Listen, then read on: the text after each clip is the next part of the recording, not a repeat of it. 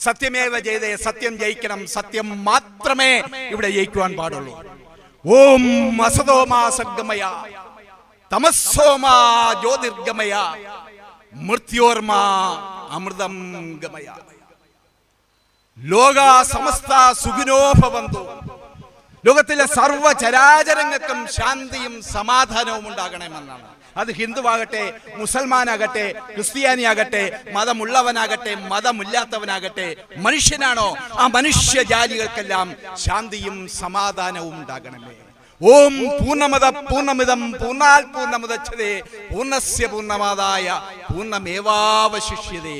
ഓം ശാന്തി ശാന്തി ശാന്തി. മരക്കൊമ്പിൽ ഇണചേർന്നിരുന്ന ക്രൗഞ്ചപ്പക്ഷികൾ ഒന്നിനെ അമ്പെയ്ത് വീഴ്ത്തിയ കാട്ടാളനോട് മാ നിഷാദ, അരുത് കാട്ടാള അരുത് എന്ന് മാനിഷാദ പാടിയ വാൽമീകി മഹർഷി പ്രദാനം ചെയ്യുന്ന ഹൈന്ദവ മതം. 18 പുരാണങ്ങളും രചിച്ചിട്ട് തൃപ്തി വരാതെ വ്യാസമഹർഷി മഹാഭാരതം രചിച്ചു. മഹാഭാരതം എടുത്ത് പരിശോധിച്ചാൽ, രാമായണം എടുത്ത് പരിശോധിച്ചാൽ, ഉപനിഷത്തുകൾ എടുത്ത് പരിശോധിച്ചാൽ അതിന്റെ വാക്കുകളിലോ വരികളിലോ മതസ്പർദ്ധ ഉണ്ടാക്കുന്ന, മതവികാരം ഉണ്ടാക്കുന്ന, മതവികാരമിളക്കി വിടുന്ന വാക്കുകളോ വരികളോ നമുക്ക് കാണാൻ കഴിയില്ല.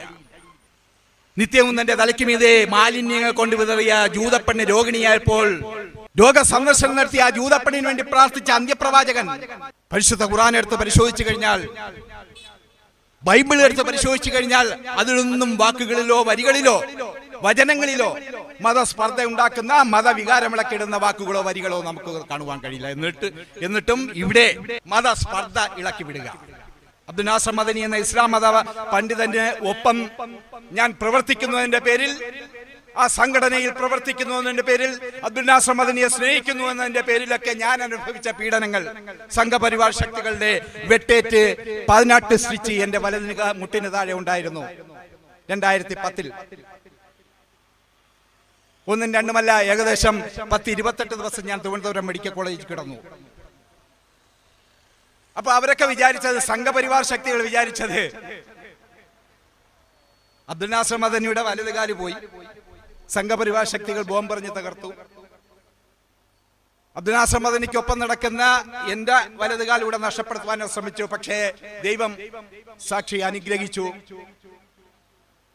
ആ സ്റ്റിച്ചോടുകൂടി പിന്നെ ആക്രമണങ്ങളിൽ നിന്ന് അവർ പിന്മാറി. കാരണം എന്താ, ഇനി എന്ത് ചെയ്തിട്ടും കഥയില്ല, അതായത് അയാളെ കൊല്ലുക, അതായത് എന്നെ കൊല്ലുക, അല്ലാതെ നിവർത്തിയില്ല. പക്ഷേ എന്റെ സഹോദരങ്ങളോട് പറയുവാനുള്ളത്, ഈ മർദ്ദിത സമൂഹത്തിന് വേണ്ടി, അബ്ദുൽ നാസർ മദനി എന്ന മർദ്ദിത പോരാളിക്ക് വേണ്ടി എന്റെ ശ്വാസമാണ് കൊടുക്കേണ്ടി വന്നാൽ അത് കൊടുക്കുവാനും തയ്യാറായിക്കൊണ്ട് തന്നെയാണ് ഞാൻ അബ്ദുൽ നാസർ മദനിയുടെ പിറകെ നിൽക്കുന്നത്.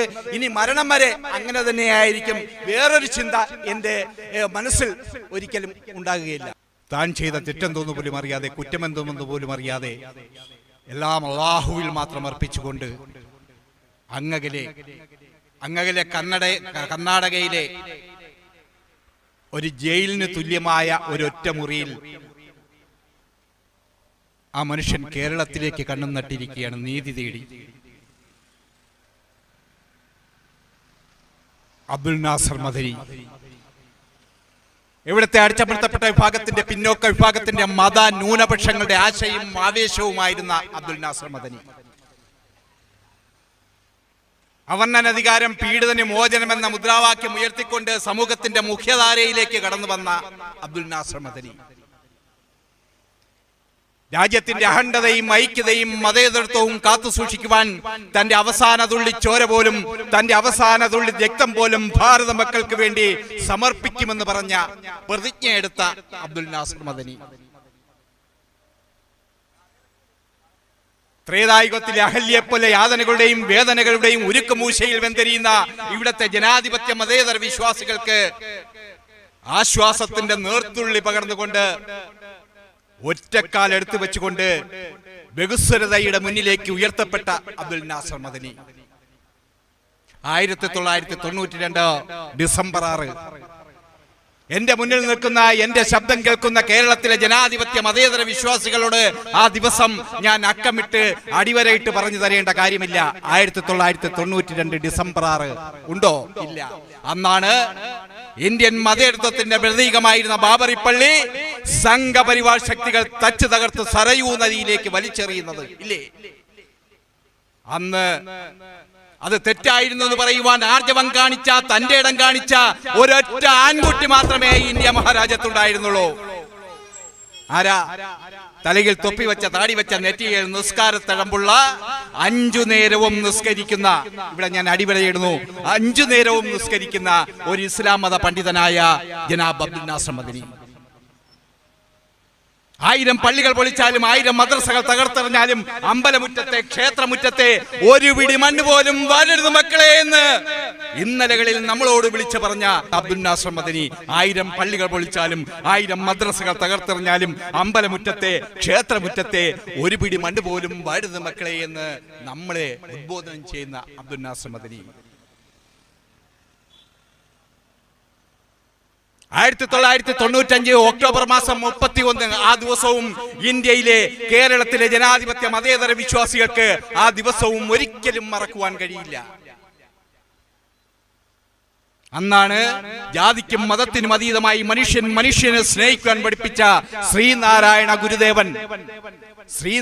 ഗുരുദേവൻ സമാധി കൊള്ളുന്ന വർക്കലയിലെ ശിവഗിരി. ആ ശിവഗിരി സമാധിക്ക് മുകളിൽ സംഘപരിവാർ ശക്തികൾ തച്ചു തകർക്കുവാൻ ശ്രമിച്ചപ്പോൾ, ആ ശിവഗിരിയിൽ ചാതുർവണ്യം നടപ്പിലാക്കുവാൻ ശ്രമിച്ചപ്പോൾ, മനുസ്മൃതി നടപ്പിലാക്കുവാൻ ശ്രമിച്ചപ്പോൾ, ഇല്ല, ഇത് ഞാൻ അനുവദിക്കില്ല എന്ന് പറഞ്ഞുകൊണ്ട് ശ്രീമദ് ശാശ്വതീകാനന്ദ സ്വാമികളുടെ കൈകളിൽ പിടിച്ചുകൊണ്ട് ആലുവാപ്പുഴയുടെ കയങ്ങളിൽ മൺമറഞ്ഞു പോയ ശാശ്വതീകാനന്ദ സ്വാമികൾ, ആ ശാശ്വതീകാനന്ദ സ്വാമികളുടെ കൈകളിൽ പിടിച്ചുകൊണ്ട് ആ ശിവഗിരി കുന്നുകൾക്ക് മുകളിൽ, പടികൾക്ക് മുകളിൽ കയറി നിന്നുകൊണ്ട്, ഒറ്റക്കാലിൽ ഉന്തി കയറി നിന്നുകൊണ്ട് ശ്രീമതി ശാശ്വതീകാനന്ദ സ്വാമികളുടെ കൈകളിൽ പിടിച്ചതുകൊണ്ട്, എന്റെ നെഞ്ചത്ത് വേണമെങ്കിൽ ചവിട്ടിക്കൊണ്ട് സവർണ ഫാസിസ്റ്റുകളെ, നിങ്ങൾക്ക് ഈ ശിവഗിരി സമാധിക്ക് മുകളിൽ കാവിക്കൊടി കെട്ടാമെന്ന് പറഞ്ഞ അബ്ദുൽ നാസർ മദനി. അയോധ്യയിലെ മരം കോച്ചുന്ന തണുപ്പത്ത് ആയിരക്കണക്കിന് ജനാധിപത്യ വിശ്വാസികളെ സംഘടിപ്പിച്ചുകൊണ്ട്, മതേതര വിശ്വാസികളെ സംഘടിപ്പിച്ചുകൊണ്ട് അയോധ്യ മാർച്ച് നടത്തിയ അബ്ദുൽ നാസർ മദനി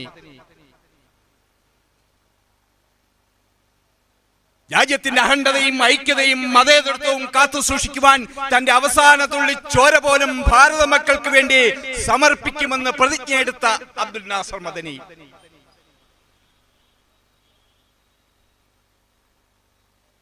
അൻവാശ്ശേരിയിലെ യതീം മക്കൾക്ക് ഉമ്മയായ അബ്ദുൽ നാസർ മദനി, ആ മർദ്ദിതപക്ഷ പോരാളി ഇന്ന് എവിടെയാണെന്ന് ഞാൻ പറയാതെ നിങ്ങൾക്ക് എവർക്കും അറിയാം.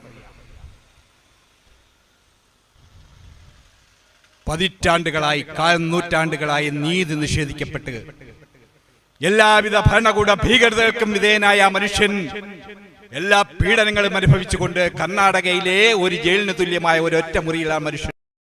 നിങ്ങൾ ഓർക്കണം, 1998 മാർച്ച് മാസം 31 അന്നാണ് അബ്ദുൽ നാസർ മദനിയെ കോയമ്പത്തൂർ ബോംബ് സ്ഫോടന കേസിലെ പ്രതി എന്ന് പറഞ്ഞുകൊണ്ട്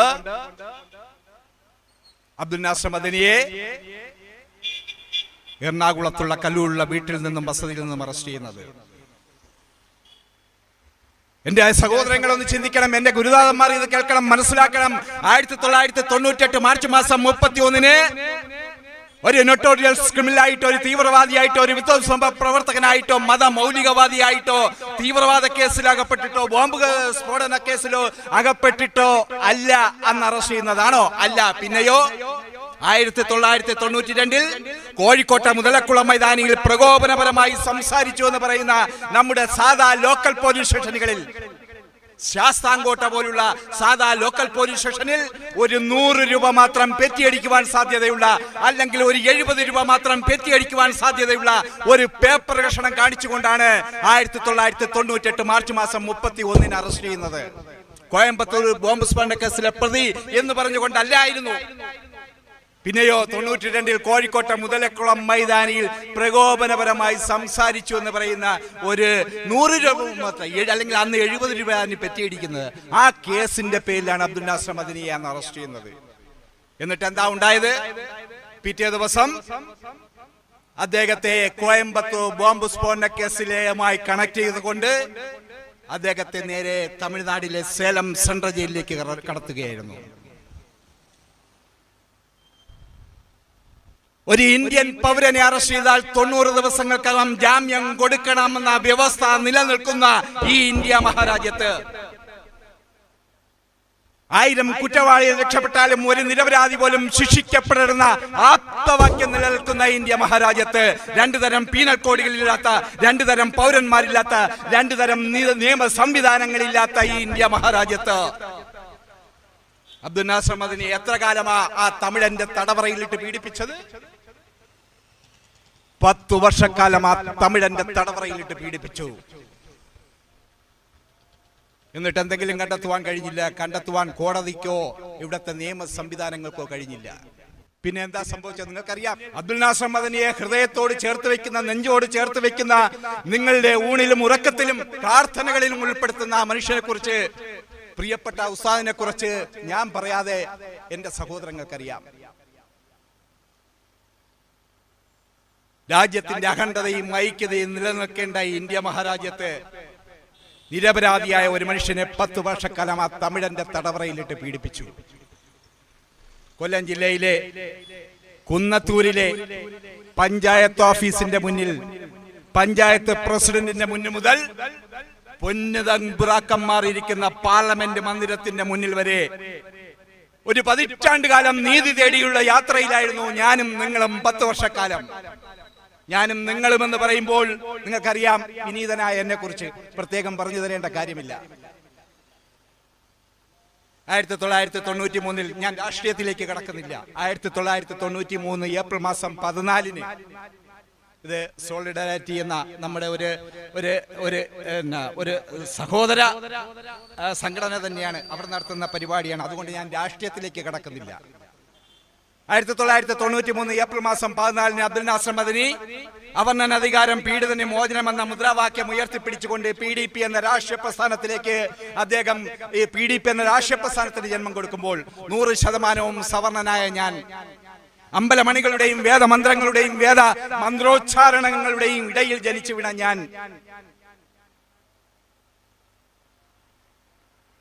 അവർണ്ണനധികാരം പീഡിതന് മോചനം എന്ന മുദ്രാവാക്യം 100% സവർണനായ ഞാൻ, അബ്ദുൽ നാസർ മദനി എന്റെ കൈകളിൽ തന്ന ഉദയ സൂര്യന്റെ ശുഭ്രപതാക, ത്രിവർണ്ണ പതാക 1993 ഏറ്റുവാങ്ങിക്കൊണ്ടാണ് ഞാൻ ഈ രാഷ്ട്രീയ പ്രസ്ഥാനത്തിലേക്ക് അന്ന് കടന്നു വന്നത്. വർഷം 3 പതിറ്റാണ്ട് 30 വർഷങ്ങൾ പിന്നിടുന്നു. ഈ ഏപ്രിൽ 14 ആകുമ്പോൾ 30 വർഷം പിന്നിടുന്നു. അബ്ദുൽ നാസർ മദനി ഞാൻ എന്റെ നെഞ്ചോട് ചേർത്ത് വെച്ചിട്ട്, എന്റെ ഹൃദയത്തോട് ചേർത്ത് വെച്ചിട്ട്, എന്റെ പ്രാർത്ഥനകളിൽ എപ്പോഴും ഉൾപ്പെടുത്തിയിട്ട് 30 വർഷങ്ങൾ പിന്നിടുന്നു. നിങ്ങളുടെ മുന്നിൽ, എന്റെ സഹോദരന്റെ മുന്നിൽ, ഗുരുനാഥന്മാരുടെ മുന്നിൽ വാക്ക് തരികയാണ്. അദ്ദേഹത്തിന് ഇവിടുത്തെ മർദ്ദിതപക്ഷ പോരാളിക്ക് വേണ്ടി ശബ്ദിക്കുകയും പ്രവർത്തിക്കുകയും, മർദ്ദിത സമൂഹത്തിന് വേണ്ടി ശബ്ദിക്കുകയും പ്രവർത്തിക്കുകയും എന്റെ കടമയാണെന്ന ബോധ്യത്തിൽ നിന്നുകൊണ്ടാണ് സോളിഡാരിറ്റി വിളിച്ചപ്പോൾ വളരെ സ്നേഹത്തോടു കൂടി തന്നെ ഞാൻ ആ ഹൃദയപൂർവ്വം അത് ഏറ്റെടുക്കുവാൻ കാരണം. ഞാൻ പറഞ്ഞു വന്നത്, 10 വർഷക്കാലം ആ തമിഴന്റെ തടവറയിട്ട് അദ്ദേഹത്തെ പീഡിപ്പിച്ചു. 100% നിരപരാധിയായി നമ്മുടെ പ്രിയപ്പെട്ട ഉസ്താദ് അബ്ദുൽ നാസർ മദനി കേരള മണ്ണിലേക്ക് കടന്നു വന്നു. പൊതുസമൂഹം ബഹുസ്വരത ഒന്നടങ്കം അദ്ദേഹത്തെ സ്വീകരിച്ചു. ശംഖുമുഖം കടപ്പുറത്ത് നൽകിയ സ്വീകരണങ്ങളൊക്കെ നിങ്ങളെ കണ്ടതാണ്. അന്ന് അദ്ദേഹം പറഞ്ഞു, ഉസ്താദ് അബ്ദുൽ നാസർ മദനി പറഞ്ഞത് ഇങ്ങനെയായിരുന്നു: 15 കാലം ഞാൻ അനുഭവിച്ച പീഡനങ്ങൾ, ശിഷ്ടജീവിതം, ഇനിയുള്ള എന്റെ ജീവിതം എന്റെ കുടുംബത്തിന് വേണ്ടി ഞാൻ ഇതാ മാറ്റി വയ്ക്കുന്നു എന്നല്ല അദ്ദേഹം പറഞ്ഞത്. ഇനിയുള്ള എന്റെ ജീവിതം എന്റെ മക്കൾക്ക് വേണ്ടി, എന്റെ കുടുംബത്തിന് വേണ്ടി, അല്ലെങ്കിൽ എന്റെ പാർട്ടിക്കാർക്ക് വേണ്ടി, അല്ലെങ്കിൽ എന്റെ വാപ്പയ്ക്ക് വേണ്ടി, ഉമ്മയ്ക്ക് വേണ്ടി ഒക്കെ മാറ്റിവെക്കുന്നു എന്നല്ല അദ്ദേഹം പറഞ്ഞത്. അദ്ദേഹം പറഞ്ഞത്, ഇനിയുള്ള എന്റെ ജീവിതം ശിഷ്ടജീവിതം ഇവിടുത്തെ അടിച്ചമർത്തപ്പെട്ട വിഭാഗത്തിന് വേണ്ടി, പിന്നോക്ക വിഭാഗത്തിന്, മത ന്യൂനപക്ഷങ്ങൾക്ക് വേണ്ടി, പാർശ്വവൽക്കരിക്കപ്പെട്ട ഒരു വിഭാഗത്തിന് വേണ്ടി, സമൂഹത്തിന്റെ പിന്നാമ്പുറങ്ങളിലേക്ക് മാറ്റി നിർത്തപ്പെട്ട, അവകാശങ്ങൾ നിഷേധിക്കപ്പെട്ട ഒരു സമൂഹത്തിന് വേണ്ടി ശിഷ്ടജീവിതം ഞാനിതാ സമർപ്പിക്കുന്നു എന്നാണ് അദ്ദേഹം പറഞ്ഞത്, പ്രതിജ്ഞയെടുത്തത്. ആ പ്രതിജ്ഞയിൽ കാലൂന്നി നിന്നുകൊണ്ട് അദ്ദേഹം സംഘടനാ പ്രവർത്തനങ്ങളും പൊതുപ്രവർത്തനങ്ങളും മത പ്രബോധനങ്ങളുമായി നീങ്ങിയപ്പോൾ അബ്ദുൽ നാസർ മദനിയെ എങ്ങനെ വിട്ടാൽ വീണ്ടും നമ്മുടെ കാലിനടിയിലെ മണ്ണൊലിച്ചു പോയി തുടങ്ങും എന്ന് കണ്ട ചില ആൾക്കാർ പുതിയ പുതിയ തന്ത്രങ്ങൾ മെനഞ്ഞു. അദ്ദേഹത്തെ ബാംഗ്ലൂർ സ്ഫോടന കേസിലെ പ്രതിയാക്കി. നിങ്ങൾക്കറിയാം നെടുമ്പാശ്ശേരിയിലെ സമരമുഖം, ഏകദേശം നിരാഹാര സമരം 62 ദിവസം നമ്മൾ അവിടെ സമരം നടത്തി. നിരാഹാരം ഞാൻ ഉൾപ്പെടെയാണ് അന്ന് തുടങ്ങി വെച്ചത്. 10 ദിവസം നിരാഹാരം കിടന്നപ്പോൾ എൻ്റെ ശാരീരികാവസ്ഥ അസ്വസ്ഥമായി. ഞാൻ ശാസ്താംകോട്ട പത്മാവതി ഹോസ്പിറ്റലിൽ അഡ്മിറ്റായി. അതിനുശേഷം ഞാൻ വീണ്ടും വന്ന് സമരമുഖങ്ങളിൽ സജീവമായി നിൽക്കുകയായിരുന്നു. ഞാൻ ഇത് പറഞ്ഞു വരുന്നത്, ബാംഗ്ലൂർ സ്ഫോടനവും അദ്ദേഹത്തിന്റെ പേരിൽ ഉണ്ടാക്കിയെടുത്ത കള്ളക്കഥകളാണെന്ന് എല്ലാവർക്കും അറിയാം. എവിടെ നിന്നോ ഒരു തടിയന്റെ ഇവിടെ നസീറിനെ കൊണ്ടുവരുന്നു. അങ്ങനെ കുടകിലെ സംഭവങ്ങള്. കാരണം നിങ്ങളുടെ മുന്നിൽ ഞാൻ ഇതൊന്നും പറയുന്നില്ല, കാരണം എല്ലാം നിങ്ങൾക്ക് അറിവുള്ളതാണ്. മദനി ചെയ്ത തീവ്രവാദം എന്തെന്ന് എന്റെ സഹോദരങ്ങൾക്കറിയാം. ആ മനുഷ്യൻ ആരായിരുന്നു നിങ്ങൾക്കറിയാം. അദ്ദേഹത്തിന് തീവ്രവാദത്തിന്റെ ഒരു ഒരു ഒരു ഒരു ഒരു ഒരു കണികയെങ്കിലും അദ്ദേഹത്തെ കണ്ടെത്തുവാൻ നിങ്ങൾക്ക് എന്തെങ്കിലും കഴിഞ്ഞിട്ടുണ്ടോ? 30 വർഷക്കാലമായി. കാരണം എന്നേക്കാൾ മുമ്പ് അദ്ദേഹത്തെ നിങ്ങൾ കൈപിടിച്ചുയർത്തിയ അബ്ദുൽ നാസർ മദനിയെ കുറിച്ച് ഞാൻ നിങ്ങളുടെ മുന്നിൽ പറഞ്ഞു തരേണ്ട കാര്യം. കാരണം 30 വർഷമായി എനിക്കറിയാം അബ്ദുൽ നാസർ മദനി എന്ന മാനവികതയുടെ പ്രതീകമായ മനുഷ്യൻ ആരാണെന്ന് എനിക്ക് വ്യക്തമായി അറിയാം. അതുകൊണ്ട് തന്നെയാണ് അബ്ദുൽ നാസർ മദനിക്ക് പിറകെ ഞാൻ സഞ്ചരിച്ചു കൊണ്ടിരിക്കുന്നത്. അബ്ദുൽ നാസർ മദനിയുടെ വചനങ്ങൾ, പ്രവാചക വചനങ്ങൾ ജീവിതത്തിൽ പകർത്തി ജീവിക്കുവാൻ തീർത്ത് തന്നെ പറയുന്നു. ഞാൻ തുറന്നു തന്നെ പറയുന്നതിൽ എനിക്ക് തീർച്ചയായിട്ടും ഒരു സങ്കുചിത ബോധം ഉണ്ടാകേണ്ടക്കല്ല. പ്രവാചക വചനങ്ങൾ ജീവിതത്തിൽ പകർത്തി എൻ്റെ വിശ്വാസങ്ങൾക്കുള്ളിൽ നിന്നുകൊണ്ട് പ്രവർത്തിക്കുന്നവനാണ് ഞാൻ. അതുകൊണ്ട് തന്നെ രാജ്യത്തിന്റെ അഖണ്ഡതയും ഐക്യതയും മാത്രമാണ് എൻ്റെ മുഖമുദ്ര. അബ്ദുൽ നാസർ മദനിയുടെയും അത് മാത്രമായിരുന്നു. ഇന്ന് അദ്ദേഹത്തിന്റെ അവസ്ഥ ഞാൻ പറയാൻ നിങ്ങൾക്ക് എവർക്കും അറിയാം. ജീവന്റെ വിലയുള്ള ഓരോ നിമിഷവും ആണ് കടന്നു പോകുന്നത്. അബ്ദുൽ നാസർ മദനിയുടെ ജീവന്റെ വിലയുള്ള ഓരോ നിമിഷവുമാണ് കടന്നു പോയിക്കൊണ്ടിരിക്കുന്നത്. നിങ്ങളുടെ പ്രാർത്ഥനകളിൽ എപ്പോഴും അദ്ദേഹത്തിന്റെ ആയുരാരോഗ്യ സൗഖ്യത്തിന് വേണ്ടി എപ്പോഴും നിങ്ങളുടെ പ്രാർത്ഥനകൾ ഉണ്ടാകണം.